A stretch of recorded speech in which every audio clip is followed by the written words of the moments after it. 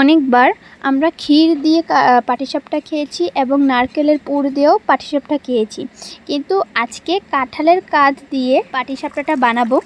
আগের থেকে চাল ভিজিয়ে রেখেছিলাম, সেই চালটা পেস্ট করে নিয়েছি এবং কিছুটা ময়দাও দেওয়া হয়েছে এবং দুধ ব্যবহার করা হয়েছে, কাঁচা দুধ এবং স্বাদ মতো চিনি এবং নুন ব্যবহার করে নেওয়া হয়েছে। এবার এটা গুলে রেখে দেব। এবার অন্যদিকে কাঁঠালের কুশগুলো বের করে নিয়ে এর থেকে রসগুলো বের করে নেওয়া হবে। গরমের মধ্যে কাঁঠাল কেউ খেতে চাচ্ছিল না, তার জন্য এরকম করে একটা নিউ টাইপ করে বানানো হচ্ছে। তো ওদিকে আমাদের কাঁঠালের যে কাঠটা বের করেছি এটা বের করানো হয়ে গেছে। এবার এটাকে কড়াইয়ে দিয়ে একটু শুকিয়ে নেব। এর মধ্যে স্বাদমতো চিনি দিয়ে দিয়েছি এবং কাঁঠালেও কিছুটা মিষ্টি আছে। এবার কাঁচা দুধ কিছুটা দিয়ে দিলাম। এবার এটাকে শুকিয়ে নেব, এরকম করে বানিয়ে নেব যাতে পাটিসাপটায় দেওয়া যায় পুরভাবে। এটাকে পুর হিসাবে ব্যবহার করা হবে।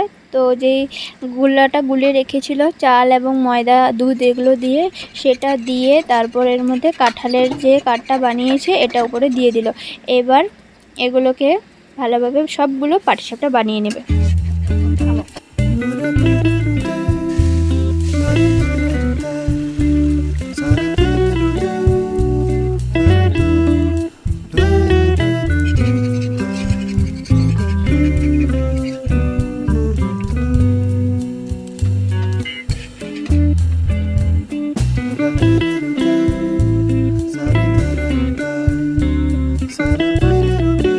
খুবই সুন্দরভাবে পাটিসাপটাগুলো বানানো হয়ে গেছে। খেতে কিন্তু খুবই সুস্বাদু হয়েছে।